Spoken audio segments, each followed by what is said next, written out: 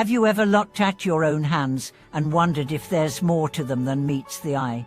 Could something as ordinary as the length of your fingers hold secrets about your past, your karma, or even your previous lives? Welcome back to the channel. It's a pleasure to have you here. Today, you're going to dive deep into a topic that sits right at the edge of mystery and meaning.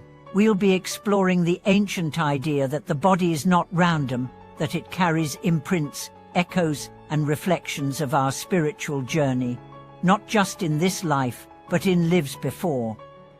We also see how Buddhism views such mysteries through the lens of karma, intention, and self-awareness.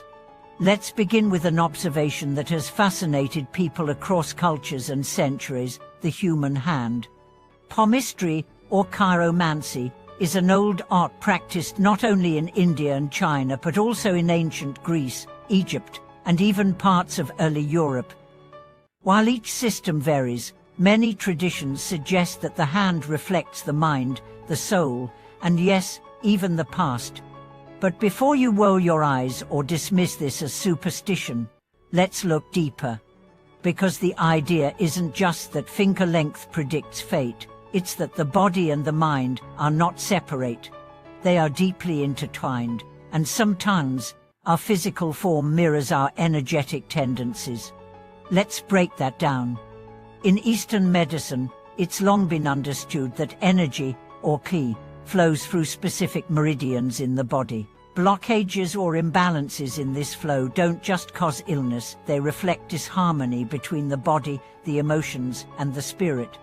Similarly, in Buddhist psychology, karma is not only stored in the mind, it leaves impressions on all layers of being. What we think, say, and do shapes not only our mental tendencies, but even our bodily experience. And so the question becomes, what does your body remember that your mind has forgotten? Let's take a deeper look at fingers. In some systems of symbolic reading, longer ring fingers are associated with risk-taking, confidence, and assertiveness. Longer index fingers with leadership and intuition. Thumb flexibility with adaptability or stubbornness. These aren't just random theories, they reflect observed patterns over thousands of years. But does it mean your finger length proves a past life? Oh, Buddhism doesn't take that literal stance. However, it does teach that we are shaped by causes and conditions, not just in this lifetime, but over many. And sometimes, our personality traits, preferences, talents, and even physical features might be echoes of karmic imprints. Not in a mystical sense, but in a deeply lawful one. Karma isn't about magical punishment or reward. It's about patterns, it's about seeds. Plant a seed of kindness, and it blossoms somewhere, maybe in this life, maybe in the next. And so if we arrive in this world with certain inclinations or obstacles, it's not fate, it's momentum. The movement of mind across time. You may be born with a beautiful singing voice, without any training, or you may struggle to learn basic coordination, despite hours of effort. The differences aren't about worth, they're about journey. What Buddhism teaches is this: wherever you are, that's your starting point. And what matters is not where you begin, but how you practice. So if you look at your hands and wonder, why are they shaped this way? Perhaps the better question is, what do they invite me to understand? Let's step into a story. There was a woman named Sophia who had unusually long fingers. Since childhood, she was teased for them. Piano hands, people called them. But she never played. She didn't believe she had any talent. Until one day, at 42, she sat at a piano in a friend's house and began to play, instinctively, emotionally, as if her body remembered something her mind never learned. Later, she studied Buddhist philosophy and came across the idea of karmic impressions, and it hit her maybe her hands had always been ready, not just to play, but to release something buried.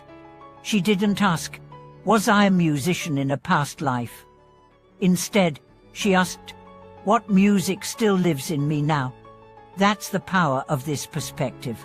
It doesn't matter whether you believe in reincarnation literally. What matters is how you engage the present moment, with curiosity, humility, and responsibility. Your body is not an accident. Your tendencies are not random. They are invitations. And if something in you feels incomplete, ask not just, "What do I want?" but also, "What is waiting to be remembered?" For now, let's look at the Buddhist view of rebirth. Contrary to popular belief, Buddhism does not claim there's a fixed soul that travels from life to life. Instead, it speaks of a stream of consciousness, an ever-changing flow of awareness shaped by causes and conditions. Like a flame passed from candle to candle, each life carries the warmth of the last, but it's not the same flame. So when we say past life, we are not talking about a permanent me being reborn. We are talking about habits, energies, perceptions continuing through time until awareness breaks the cycle. This brings us to the real purpose of exploring such mysteries. Not to get lost in speculation, not to prove or disprove past lives, but to live more mindfully now. If you've always been afraid of deep water, maybe you drowned once. If you're inexplicably drawn to ancient texts, maybe you've studied them before. Maybe not.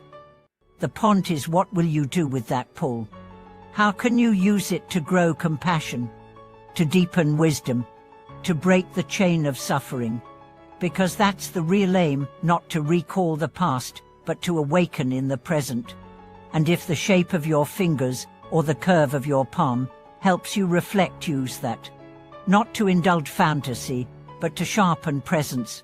You are a mystery, not because of what you've forgotten, but because of what you've yet to remember.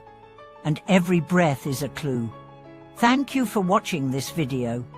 If this journey into ancient wisdom and inner awareness sparked something within you, please share your story in the comments.